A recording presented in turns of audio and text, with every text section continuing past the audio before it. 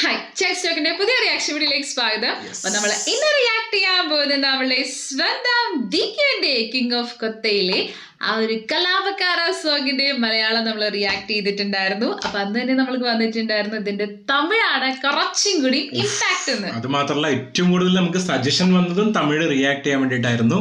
കലാട്ടക്കാരൻ എന്നാണ് എഴുതിയിരിക്കുന്നത്, അതാണ് തമിഴിൽ പറഞ്ഞിരിക്കുന്നത്. കൊത്തയുടെ വൈബ് എന്ന് പറയുന്നത് ഏകദേശം ഒരു തമിഴ് വൈബാണ്. അപ്പൊ അതുകൊണ്ട് തന്നെയാണെന്ന് തോന്നുന്നു ഈ ഒരു സോങ്ങും കുറച്ചും കൂടി ഇമ്പാക്ട് വന്നത്.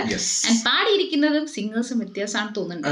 ജെക്സ് ബിജോയും ബെന്നി ദയാലും തന്നെയാണ് മലയാളത്തിലുള്ള മെയിൽ സിംഗേഴ്സ്. പക്ഷെ ഫീമെയിലിൽ ഹരിത ബാലകൃഷ്ണനാണ് പാടിയിരിക്കുന്നത്. നമുക്ക് എന്തായാലും ആ സോങ്ങിലിട്ട് പോവാം. റെഡി?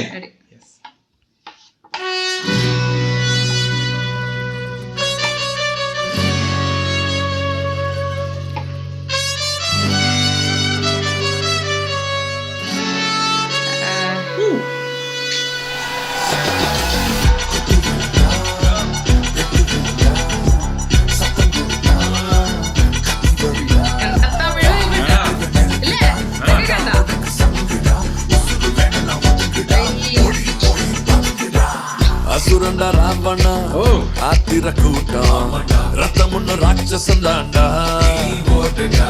పట్టుదల ఆటం పవర్న కాటం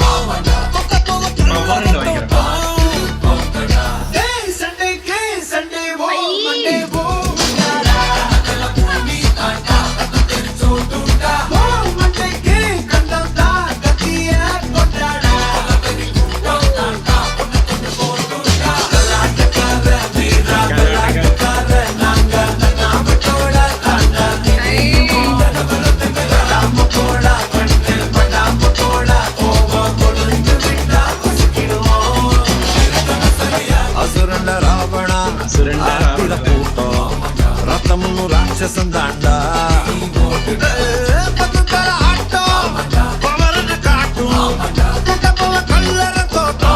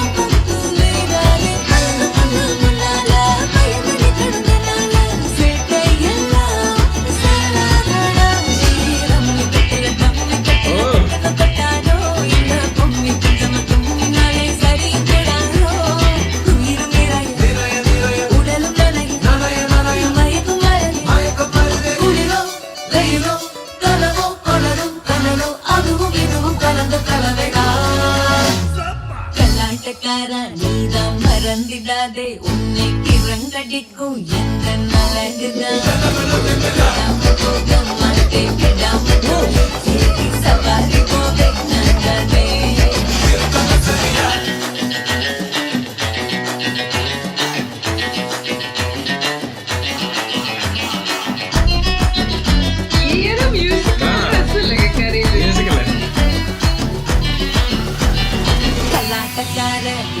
விளையாட்டுக்காரன் நாங்க தென்னாமட்டோட தாண்டா திரியுவோம்.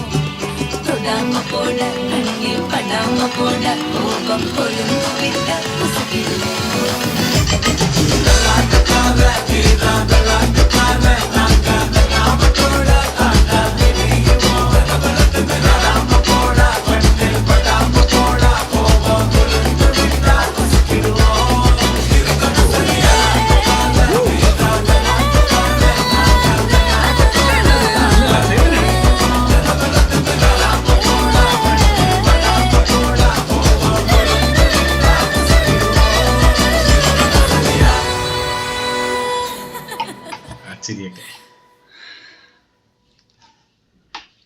പറഞ്ഞത് ശരി തന്നെയാണ്. അപ്പൊ മലയാളത്തിന്റെക്കാളും കുറച്ചുകൂടി ഇമ്പാക്ട് തമിഴ് തന്നെയാണ്. കാരണം എന്താ വെച്ചാൽ എനിക്ക് തോന്നുന്നത് അതിനകത്ത് കാണിച്ചിരിക്കുന്ന വിഷ്വലും ആ സോങ് ആയിട്ട് ഭയങ്കര ബ്ലെൻഡ് ആവുന്നുണ്ടാകും. അതായത് എനിക്ക് തോന്നുന്നു തമിഴിൽ വരുന്ന സമയത്ത് വിഷ്വല്, ബീറ്റ്, ലിറിക്സ് മൂന്നും കൂടി ബ്ലെൻഡ് ആവുന്നുണ്ട്. മലയാളത്തിൽ വരുന്ന സമയത്ത് ബീറ്റും വോയിസ് കുറച്ച് താഴെ നിൽക്കുന്നുണ്ടോ ഏത് മലയാളത്തില്? ഇല്ലല്ല, മലയാളത്തില് വോയിസ് കയറി നിൽക്കണം. ഇവിടെയാണ് കുറച്ചും കൂടി ബ്ലെൻഡ് ആയി പോകുന്നത്. അവിടെ ശ്രേയ ഘോഷാൽ പാടുന്നത് നമുക്കറിയാം, ശ്രേയ ഘോഷാലിന്റെ വോയിസ് അടിപൊളിയാണ്. അപ്പൊ അടിപൊളിയാവുന്ന സമയത്ത് തന്നെ മ്യൂസിക്കിനെക്കാളും നമുക്ക് അട്രാക്ട് ചെയ്യും, ഭയങ്കരമായിട്ട് ഹൈലൈറ്റ് ചെയ്യും, ഭയങ്കരമായിട്ട് അട്രാക്ട് ആവും. അപ്പൊ അതുകൊണ്ടായിരിക്കണം ചിലപ്പോൾ ഇവിടെ വരുന്ന സമയത്ത് ആ ഒരു മ്യൂസിക്കിന് ചേർന്നാ നിൽക്കുന്നത്. അപ്പൊ ആ ഒരു ബീറ്റ് നമുക്ക് അല്ലാണ്ട് എൻജോയ് ചെയ്യാൻ പറ്റും. ഫീമെയിൽ സിംഗർ വേറെ ആരാണ് പാടിയിരിക്കുന്നത്? ഹരിത ബാലകൃഷ്ണൻ. അപ്പൊ അങ്ങനെ ആയതുകൊണ്ടിട്ടാണ് തോന്നുന്നുണ്ട്. കാരണം വെച്ചിട്ടുണ്ടെങ്കിൽ ഒരു സോള് ഉണ്ട്. തമിഴിലാവുന്ന സമയത്ത് ആ ഒരു അസുരണ്ട രാവണ എന്നൊക്കെ പറയുമ്പോൾ ഓൾറെഡി നമുക്കറിയാം 10 തല എന്നൊക്കെ പറയുമ്പോൾ ആ ഒരു സുഖം തമിഴ് തന്നെയാണ്. അപ്പൊ അതുകൊണ്ടായിരിക്കണം ലിറിക്സിന്റെ സംഭവമാണ് എന്തുകൊണ്ടാലും. പക്ഷെ എന്നാലും എന്താ പറയാ, മലയാളത്തിൽ നമ്മൾക്ക് അതുപോലത്തെ സോങ്സ് ഒക്കെ നമ്മൾ കേൾക്കാത്തോണ്ടാണ് തോന്നുന്നത്. ഫസ്റ്റ് ടൈം കേട്ട സമയത്താണെങ്കിലും നമുക്ക് വേറെ ലെവൽ സോങ് എന്നൊക്കെ നമുക്ക് ഫീൽ ചെയ്തിട്ട് നമുക്ക് ഇപ്പോഴും തോന്നുന്നുണ്ട് മലയാളത്തിലും നല്ല തന്നെയാണെന്നാണ് തോന്നുന്നത്. പക്ഷെ നമ്മൾ തമിഴ് കേൾക്കാതെ മലയാളം കേൾക്കുന്ന സമയത്ത് മലയാളം വേറെ ലെവലെന്ന് തോന്നുന്നു. പക്ഷെ തമിഴ് കേട്ട് കഴിയുമ്പോൾ തമിഴ് വേറെ ലെവൽ. നമുക്ക് തോന്നിയത് മലയാളം അടിപൊളിയാണ്, തമിഴ് അതിനേക്കാളും ഇച്ചിരി പടി മേലെയാണ്, അത്രേ ഉള്ളൂ. അല്ലാണ്ട് എന്താ പറയാ, തമിഴ് അടിപൊളിയായിട്ട് മലയാളം കൊള്ളൂലാവുന്നില്ല. കാരണം കുറെ ആളുകൾ പറഞ്ഞിട്ടുണ്ടായിരുന്നത് എന്താ പറയാ, മലയാളം അത്ര പോരാ, ഒരു രസമില്ല. എനിക്ക് തോന്നുന്നു നമ്മൾ ആ ടൈപ്പ് സോങ്സ് ഒന്നും മലയാളത്തിൽ കേൾക്കാത്തോണ്ടാണ്. ഈ അടുത്തിടെയായിട്ടൊന്നും അങ്ങനത്തെ വൈബിലുള്ള ഒരു സോങ് വന്നിട്ടില്ല ഇതുവരെയായിട്ടും.